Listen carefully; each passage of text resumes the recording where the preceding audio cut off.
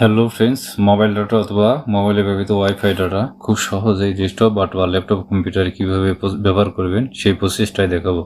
Video শুরুর আগে request থাকবে চ্যানেলটাকে সাবস্ক্রাইব করার অথবা পেজ থেকে দেখলে পেজটাকে ফলো করার।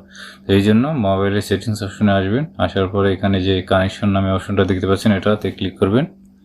এখানে আমার ওয়াইফাই কানেক্ট করা আছে। এরপরে এখান থেকে মোবাইল হটস্পট অ্যান্ড টিথারিং যে অপশনটা এখানে ক্লিক করবেন। করার পরে ইউএসবি টিথারিং এটা অন করে দিবেন। যদি অন না হয় সেক্ষেত্রে আবার ব্যাকে যাবেন সেটিংস অপশনে, আসার পরে নিচে ডেভেলপার অপশন পাবেন। যদি না পান কীভাবে আনতে হয় এটা আমি দেখাবো। এই ডেভেলপার অপশনে ক্লিক করার পরে এখানে নিচের দিকে দেখেন যে ইউএসবি ডিবাগিং একটা অপশন আছে, এটা এখান থেকে অন করে দিবেন। এরপরে ওকে করে দিবেন। এরপরে ইউএসবি কেবলটা মোবাইলে চার্জিং পোর্টে কানেক্ট করবেন এবং আরেক মাথা ডেস্কটপ কম্পিউটারে ইউএসবি পোর্টে কানেকশন করবেন।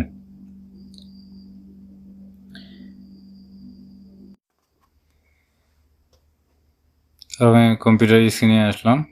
আসার পরে এখানে মোবাইল আরেকটা কাজ করতে হবে।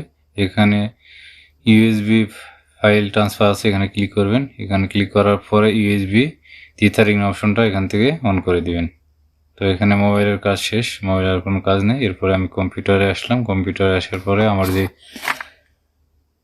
নেটওয়ার্কের আইকনটা এখানে ক্লিক করার পরে সেটিংস অপশনে আসলাম। আসার পরে এখানে আমার ইথারনেট পোর্টটা আমার ডিজেবল আছে, এখান থেকে এনাবল করে দিতে হবে।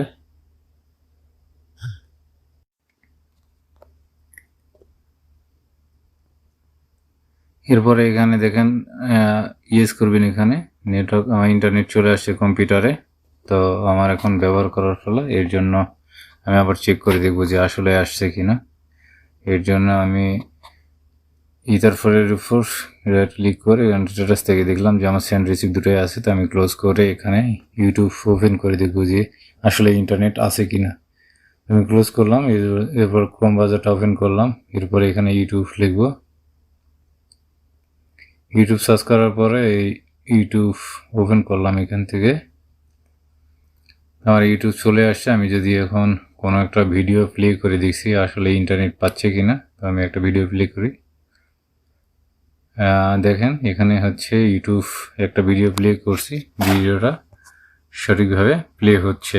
তো এইভাবে আপনারা আপনাদের মোবাইলের ডাটা বা ওয়াইফাই ডাটা মোবাইলের কেবলের মাধ্যমে ল্যাপটপ বা ডেস্কটপে কম্পিউটার ব্যবহার করতে পারেন। এখন আমি দেখাবো ডেভেলপার মোডটা কীভাবে ওপেন করবেন।